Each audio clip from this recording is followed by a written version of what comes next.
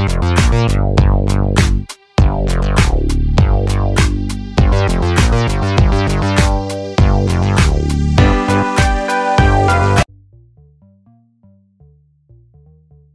family, it is your boy Optimist Sniper.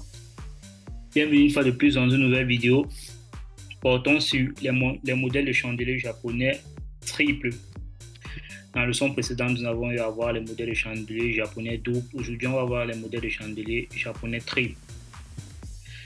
Déjà, pour identifier les modèles de chandeliers japonais triple, vous devez rechercher des formations spécifiques composées de 3 chandeliers japonais au total, d'accord? Comme nous avons parlé pour les chandeliers japonais double, on parlait de 2 chandeliers ici. Triple, on va parler de 3 chandeliers japonais, d'accord? Ces formations en chandelier vont vous aider à déterminer comment le prix est susceptible de se comporter ensuite, d'accord, après qu'il ait formé ces chandeliers-là. Certains modèles de 3 chandeliers japonais sont des modèles d'inversion qui signale juste la fin de tendance actuelle ou le début d'une nouvelle tendance à la direction opposée.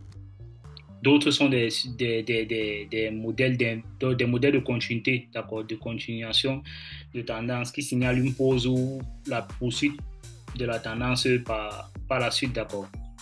Ok, maintenant on va jeter un coup d'œil aux modèles les plus populaires utilisés, d'accord, les modèles que vous allez retrouver généralement dans plusieurs formations que vous allez voir en ligne, d'accord, lorsqu'on va vous parler de chandeliers japonais, vous allez retrouver ces modèles-ci. Ok, parlons déjà, et je vous dis toujours, je tiens toujours à vous rappeler que les thèmes en trading sont plus anglophones, d'accord, donc j'essaie toujours de traduire pour vous donner les appellations. Ok, on va parler de l'étoile du soir. Étoile du soir. Et étoile du matin, il y a aussi étoile du matin et étoile du soir, d'accord, c'est Morning Star et Evening Star. Étoile du matin, donc si vous voyez là, quelque part on dit Morning Star, Evening Star, sachez que c'est de ça qu'on parle proprement dit, d'accord. Vous pouvez appeler ça comme vous voulez, en fait. Pour moi, en fait, vous pouvez appeler ça comme vous voulez. Le plus important ici, là, c'est de savoir la configuration, de connaître la configuration. Si vous pensez que vous allez donner un autre nom à ça, bah, c'est propre à vous, d'accord. Ok. L'étoile du matin et l'étoile du soir sont juste 2 modèles de chandeliers japonais triple que vous pouvez généralement trouver à la fin d'une tendance, d'accord. Il s'agit d'un schéma d'inversion qui peut être reconnu grâce à 3 caractéristiques, d'accord, à 3 caractéristiques. Ok, je vais essayer de vous schématiser ça. Ok, prenons cette zone-ci comme la zone de support. On va avoir une bougie ici comme ça. On va avoir une bougie là. On va avoir une bougie là. Une bougie haussière là. Là, on va avoir une bougie avec un très petit corps ici, que ce soit une bougie haussière ou baissière, ça importe, peu importe. Avec un très petit corps là, comme ça. Ici, on va enlever les traits interrompus ici. Ok, donc ça là en vert. Ici en bas, on met ça en vert. Ok. Là, cette bougie-ci doit être une bougie haussière. On réalise ça, une bougie haussière. Là, mettons ça comme une bougie baissière. Mettons ça comme une bougie baissière ici. Ok, on met quelques petites mèches là. On peut essayer de matérialiser ça. Ok. Mettons aussi une mèche ici. On a aussi une mèche là.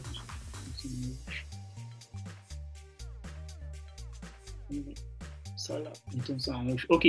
Ça c'est Morning Star, d'accord. Ça c'est étoile quoi? Étoile du matin. Morning Star. Ça c'est étoile du matin. Séparons ça. Étoile du soir. Je mets ça ici. Je vais vraiment matérialiser ça. Ça c'est étoile du matin.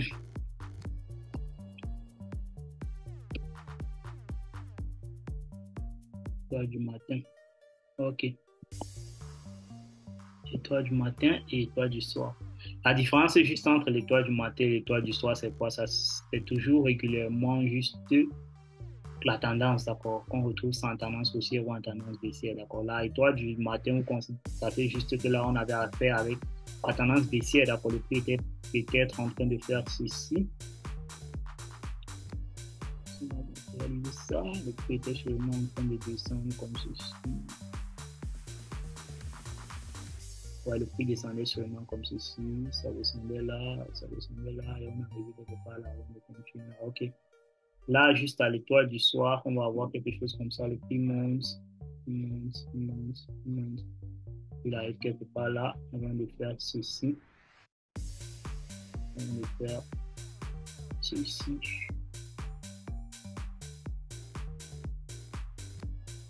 Une petite bougie là.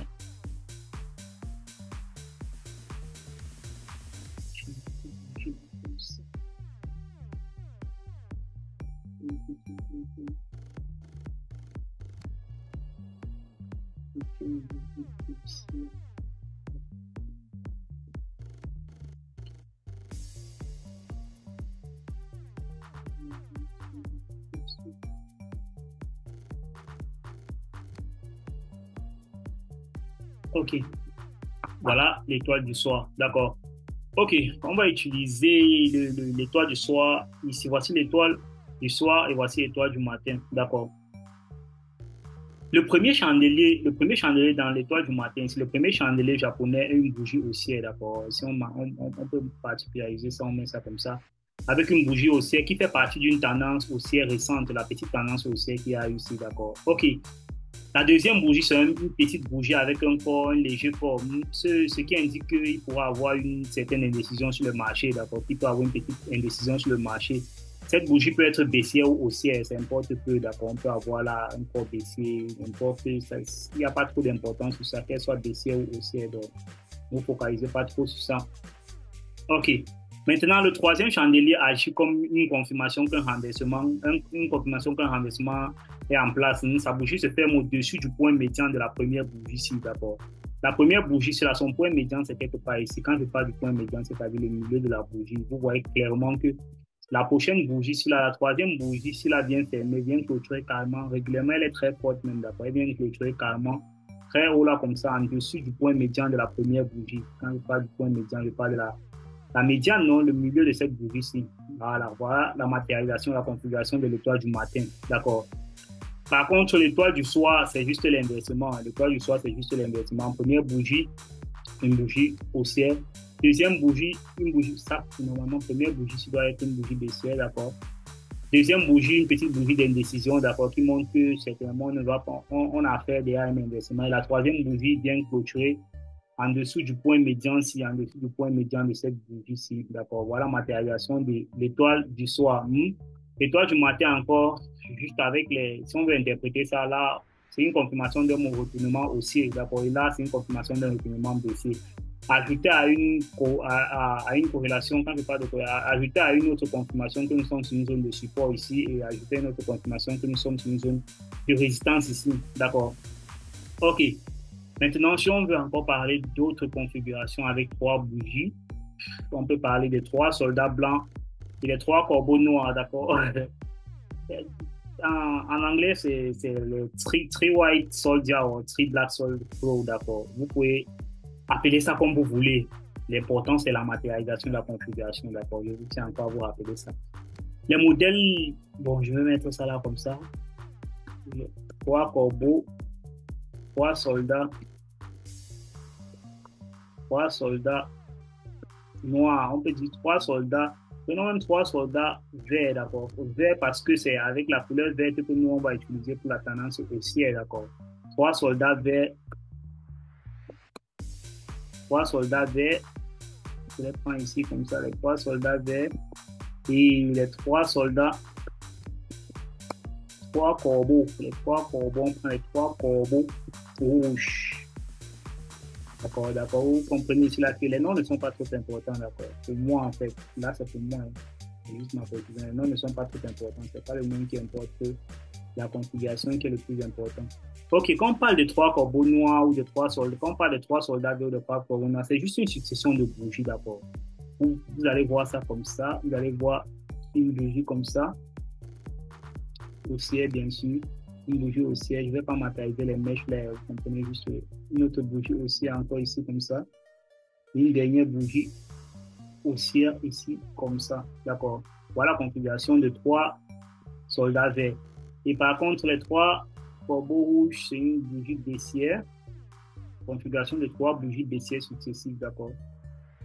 On voit encore ici une bougie baissière.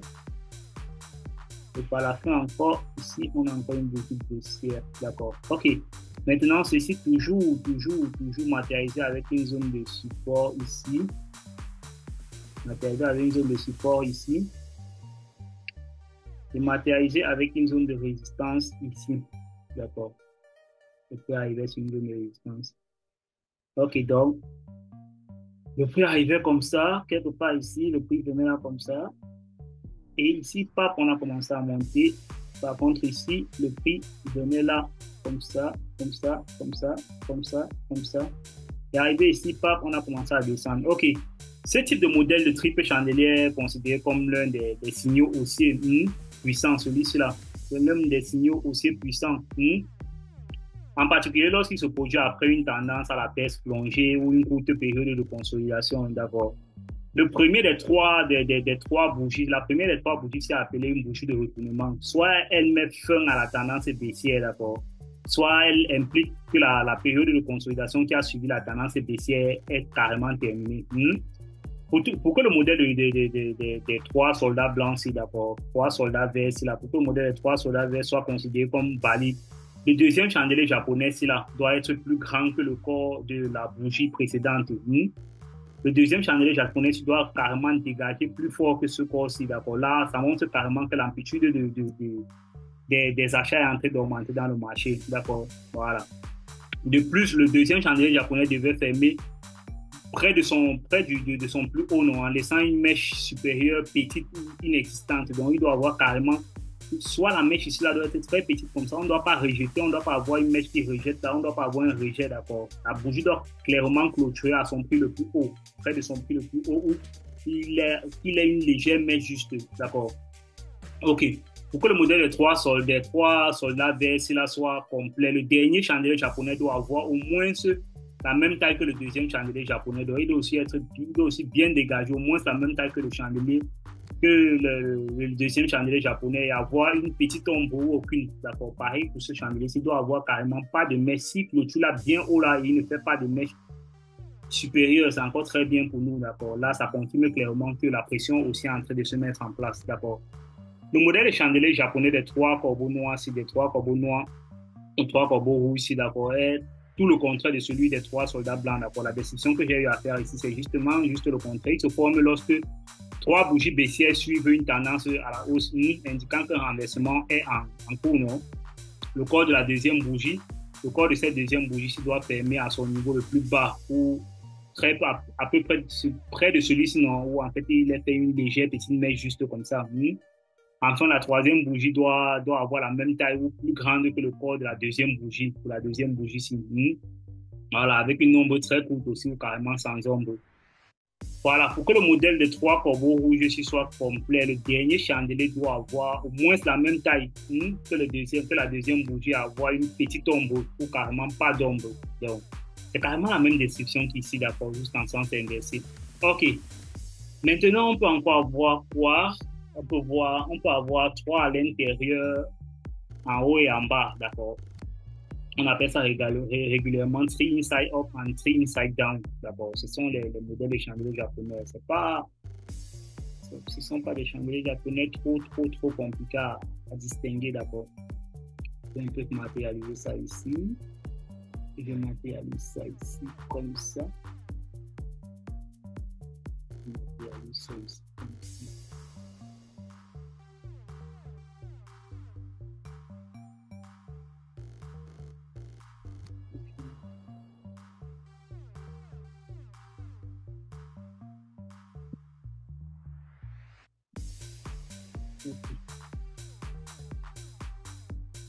Par contre, ici,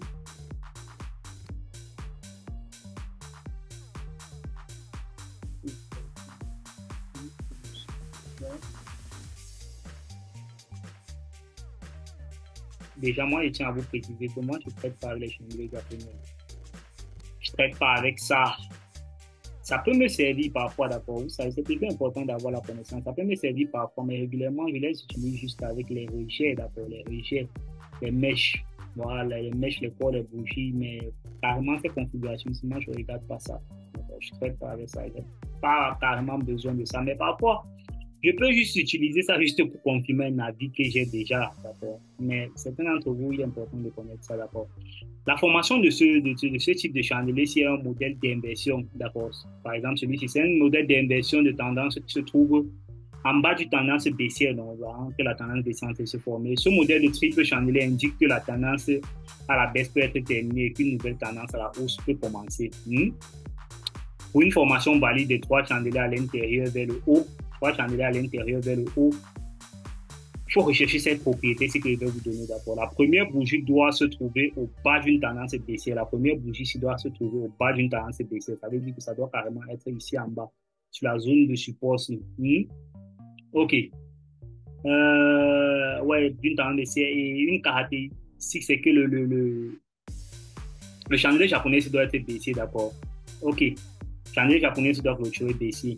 La deuxième bougie devrait au moins se remonter jusqu'au milieu de la première bougie. Donc, la deuxième bougie, là, comme ça, doit remonter au moins jusqu'au milieu de la première bougie. Ce sont les caractéristiques qu'il faut regarder pour ceux qui veulent trader ça. C'est ça qu'on appelle les règles d'abord. Il faut surtout toujours respecter les règles parce que quand ça ne respecte pas les règles, ça veut dire que c'est pas ça, c'est pas de ça qu'il s'agit. Le troisième chandelier doit fermer au-dessus du plus haut du premier chandelier japonais. Donc, pour confirmer que les acheteurs ont maîtrisé la force de la tendance en baisse, vous voyez clairement, il est clôturé en haut de celui-ci. D'accord? Il clôture en haut de celui-ci, comme ça. OK, ça confirme. OK. Maintenant, à l'inverse, la formation du tri inside down se trouve au sommet d'une tendance haussière. D'accord? Au sommet d'une tendance haussière. Comme ça, on met la résistance là.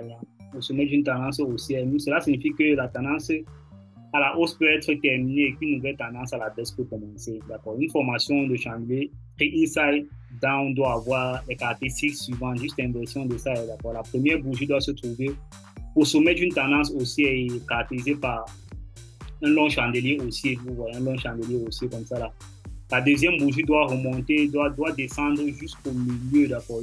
Jusqu'au milieu de au moins se dépasser le milieu de la première bougie ici, d'accord. Et la troisième bougie doit fermer en dessous du plus bas, d'accord, du premier chandelier japonais, en dessous du plus bas. S'il a une mèche, c'est pareil, il doit clôturer en dessous du bas de la mèche, d'accord. En dessous du plus bas de la mèche ici, comme ça, voilà. Pour que ça soit confirmé, pour que l'on confirme que les vendeurs ont maîtrisé la force de la tendance haussière qu'il y avait au préalable en place, d'accord. Ok, je pense que pour les modèles de chandelier japonais triple, j'ai eu à vous citer quelques modèles qui sont les plus récurrents d'abord, les plus utilisés, ceux que vous allez facilement repérer. Maintenant, votre devoir à vous, c'est d'aller dans les graphiques, essayer de repérer ces chandeliers japonais-là et de voir leur signification d'abord. On ne sait jamais. Quelqu'un d'entre vous, par la suite, peut avoir à faire à une formation qui va vous permettre de trader avec les chandeliers japonais, d'accord, les configurations des chandeliers japonais. Donc, ça va être très important pour vous. Maintenant, à vous le choix. Il est toujours important de commencer par le commencement. Ça, c'est le commencement ici, d'accord. C'est comme ça que moi, j'ai eu à apprendre le trading. J'ai commencé même par ce qui n'allait pas me servir par la suite, mais c'est important toujours de connaître. OK, pour ceux qui ont des questions, vous pouvez laisser en commentaire. It was your mentor, Optimus Sniper.